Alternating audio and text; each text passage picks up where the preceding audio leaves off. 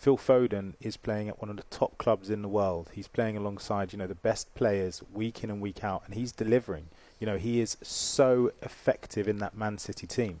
And actually, I think, obviously, Gareth Southgate was asked, okay, could he have come on in the game? And he said, it wasn't quite right in terms of that position, playing off the striker.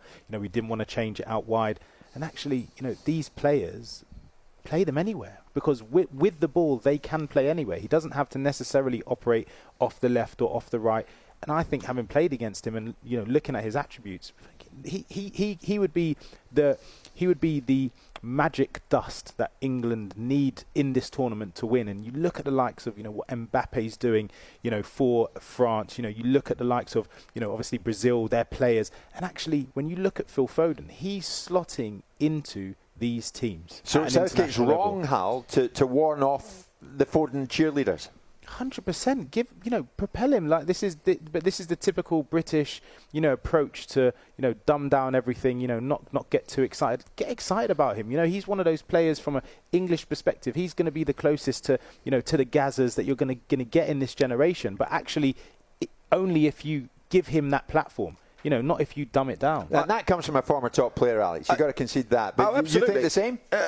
I can see where Gareth's coming from, because there is precedent here. If you go back to France '98, David Beckham was left out by Glenn Hoddle for the first game against Tunisia, came back in for the second game, scored a wonderful free kick against Colombia.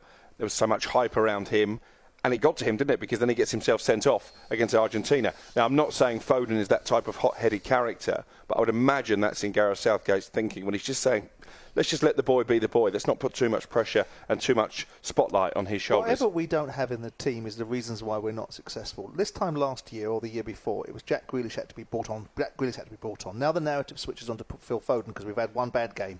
Nobody talked about Phil Foden needed to be played when we played against the Iranians because it wasn't such a big thing for them at that particular moment in time. And whilst, he was there and thereabouts, I look at it and say, these are top players.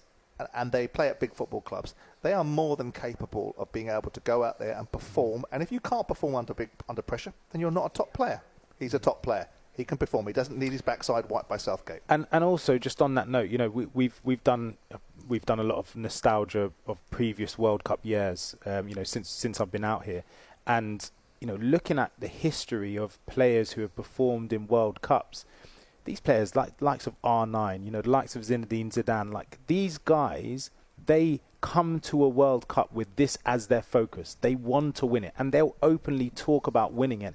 And it's almost like they're confident enough to discuss it. Yeah. And I think in England, in Britain, it's almost like, well, don't say that too loudly. Let's not big ourselves up too much. But actually do it, because these players they can potentially get to that level. Yes. But they need that step to really make sure they bridge that gap and play in these big games and tournaments. Hal, I like that positivity. That's why back in 1978, Scotland held an open-top bus parade on the way to before they got to Argentina. Yes. That's the way to do right. it. That's the way to do it. Souness would have been on that, wouldn't he?